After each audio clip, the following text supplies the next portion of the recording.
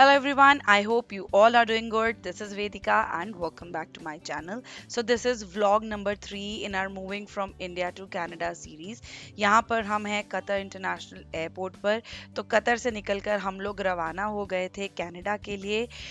हम लोग बहुत ज़्यादा टाइम हमें एयरपोर्ट पे वेट करने को नहीं मिली थी क्योंकि हम लोग बिल्कुल एंड मोमेंट पे भाग भाग के हमने चेक इन किया था। तो बस थोड़ा ही देर हमने वेट किया। कनाडा में कार्टून बहुत सारे कार्टून होते हैं कनाडा में।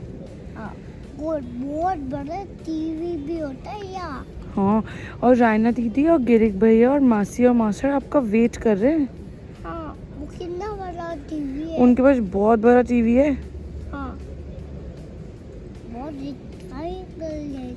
ट्रायंगल जैसा। सो कतर से हमारी पहले अबू धाबी की 1 घंटे की फ़्लाइट थी। वहाँ पर 4 घंटे का हॉल्ट था एंड देन फिर अबू धाबी से टोरंटो के लिए हमारी फ़्लाइट थी आगे। That was around 15 hours. तो बहुत लंबी जर्नी थी एंड स्पेशली जब आप एक बच्चे के साथ ट्रैवल कर रहे हैं तो आपको बहुत ज़्यादा चीज़ों का ध्यान रखना पड़ता है। सबसे इम्पॉर्टेंट कि बच्चे को कैसे आप एंगेज करेंगे। तो यहाँ पे हम लोग अबू धाबी पहुँच चुके हैं और हम वहाँ पे बोर्डिंग की लाइन के लिए वेट कर रहे थे। एंड बच्चे के साथ एंड मोमेंट पे बच्चे को टॉयलेट जाना होता है या भूख लग जाती है या वो बोर हो जाता है। तो आपको बहुत कुछ करना बहुत बहुत सारी चीज़ों का ध्यान रखना पड़ता है। यहाँ पे हम लोग फ़्लाइट में हैं on our way to Canada. तो फ़्लाइट में भी कुछ कुछ क्रेयॉन्स और कुछ किट्स मिल जाती हैं बच्चों के लिए जिसके साथ बच्चे कलर्स कर सकते हैं, थोड़ा प्ले कर सकते हैं। अपने साथ आप टॉयज़ कैरी कर सकते हैं जो इजीली बच्चा प्लेन में खेल सके। एंड बस खाना वाना थोड़ा बहुत अच्छा इंडियन फूड था। उसके बाद हम लोग फाइनली पहुंच गए कनाडा एंड मेरी सिस्टर और जीजू और बच्चे हमें रिसीव करने आए थे।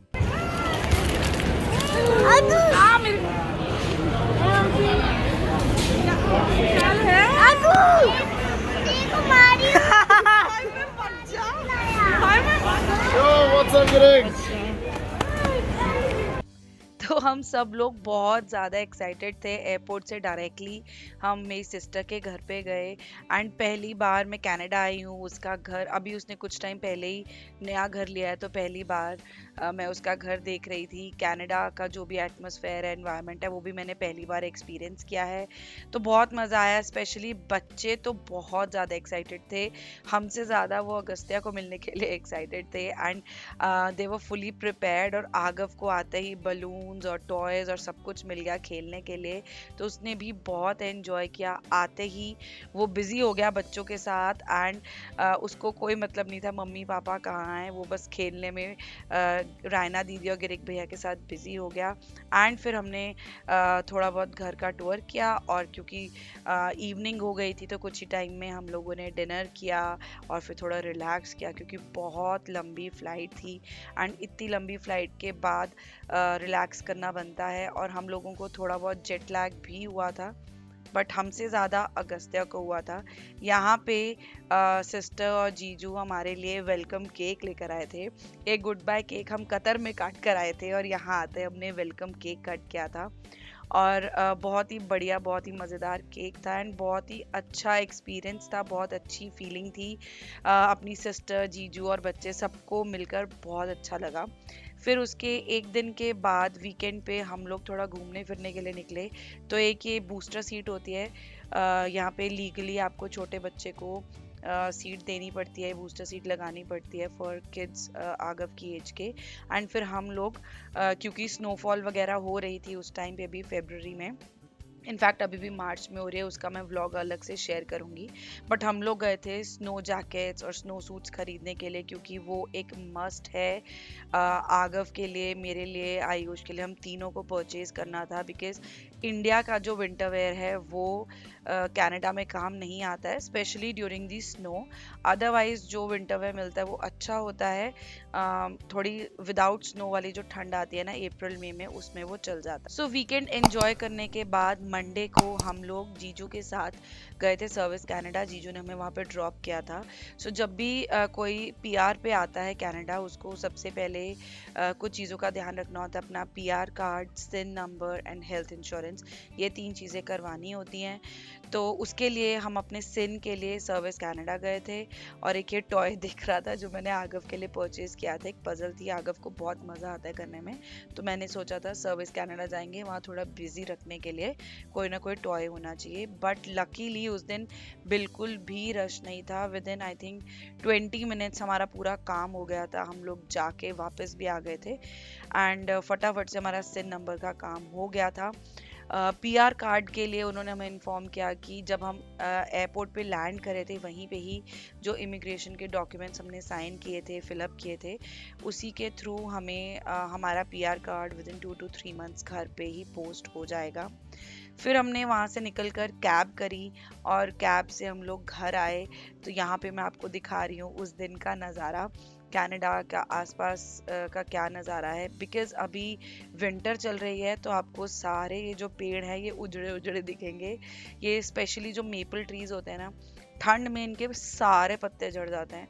एंड जैसे ही फिर स्प्रिंग आएगी तो धीरे धीरे सारे ट्रीज फुल हो जाएंगे और बहुत सुंदर लीव्स आ जाएंगे। एंड फिर फॉल में orange, red, yellow multi colour के लीव्स होते हैं।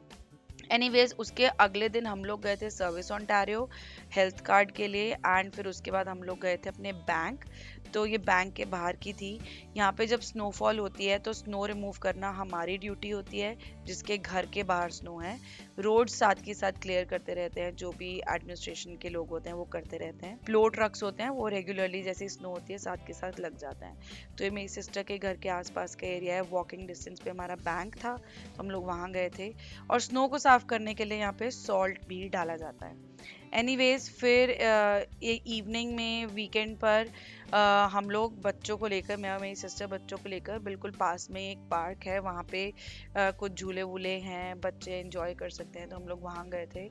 पर उस दिन भी बहुत ज़्यादा ठंड थी। आई थिंक उस टाइम पे भी -12-14 के आसपास का टेम्परेचर था। तो बच्चों को फुली पैक करके अच्छे से ग्लव्स, हैट, शूज़ सब कुछ पहना कर तभी हम लोग घर से बाहर निकलते हैं। इनफैक्ट अभी भी काफ़ी ठंडा है, तो थोड़ी देर प्ले एरिया में हम लोग लेकर आए और कोई भी नहीं था। ठंड में यहाँ लोग घर से बाहर नहीं निकलते हैं, जो कि हमारे लिए अगेन एक बहुत बड़ा शॉक था, एक कल्चरल शॉक कह लो।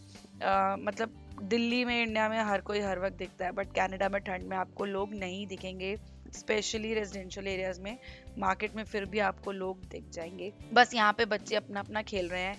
गिरिक अपनी सॉकर बॉल से खेल रहा है और अगस्त्य और रायना या जो भी झूले हैं और स्विंग्स हैं उनके ऊपर खेल रहे हैं और एंजॉय कर रहे हैं।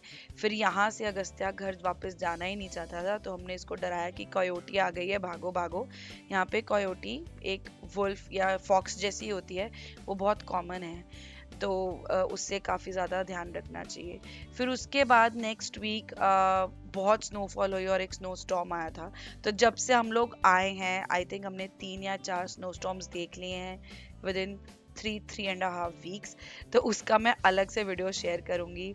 This is for now. I hope आपको ये वीडियो अच्छा लगा होगा। If you liked it then do give it a big thumbs up. Stay connected, stay safe, bye for now.